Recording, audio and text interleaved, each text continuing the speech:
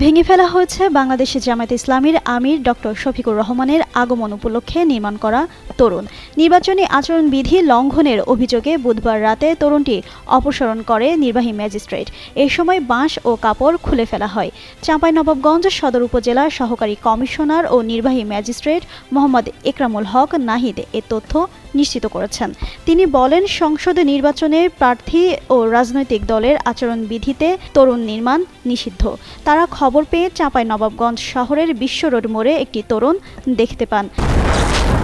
হিউস্টনে rocking tasty, সীমানা ছাড়াও নিজেকে হারাও। কিন্তু সংশ্লিষ্ট কাউকে সেখানে না পেয়ে নিজেরাই অপসারণ করেছেন। এদিকে তরুণটি জামায়াতে আমির ডক্টর শফিকুর রহমানের আগমন উপলক্ষে নির্মাণ করা হয়েছিল।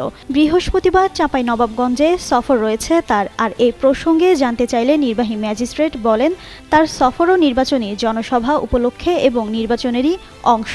কাজেই সফর উপলক্ষে তোরণ নির্মাণ আচরণবিধি লঙ্ঘন। জামায়াতের আমিরের প্রোগ্রামের তোরণ এভাবে ভেঙে ফেলা ঠিক হয়নি বলে জানান চাঁপাইনবাবগঞ্জ পৌর জামায়াতের আমির গোলাম রাব্বানী। বলেন, সারা দেশেই তিনি সফর করেছেন। সব জায়গায় এমন তোরণ নির্মাণ করা হচ্ছে, সেগুলো থাকতে পারলে তাদেরটা এখানে কেন থাকতে পারবে না? এরপরও তোরণটি এভাবে ভেঙে ফেলার আগে তাদের সঙ্গে যোগাযোগ করতে পারতেন সংশ্লিষ্টরা।